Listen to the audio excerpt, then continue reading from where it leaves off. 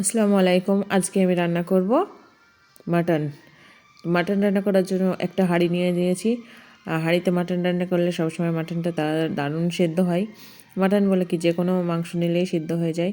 তো এখানে সর্ষের তেল দিয়ে দিয়েছি, সর্ষের তেলে পেঁয়াজ দিয়ে দিয়েছি আর তেজপাতা দিয়ে আর কিছু দিয়ে নিই। মাংসটা একটু ভাজা ভাজা হয়ে গেলে তাতে আমি গুঁড়ো মশলাগুলো অ্যাড করব। সেটা হচ্ছে লবণ, স্বাদ মতো লঙ্কার গুঁড়ো, হলুদ গুঁড়ো, আর এখানে বাটা মশলায় আছে আদা রসুন আর জিরে বাটা। এখানে আমি ভালোভাবে কষে নেব, ভালোভাবে কষে নেব। যতক্ষণ মাংস থেকে জলটা বেরিয়ে আসবে ততক্ষণ আমি মাংসটাকে কষে নেব।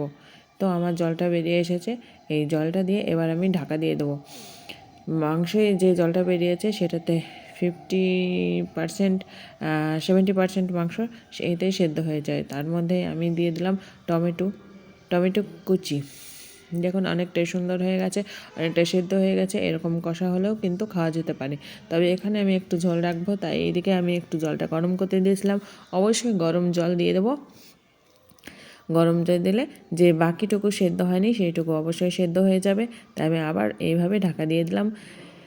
তারপরে আমি দিয়ে দিলাম এখানে গরম মশলা, দারচিনি, লবঙ্গ বেটে নিয়ে নিলাম। বেটে শেষের দিকে এটা আমি দিয়ে দিলাম।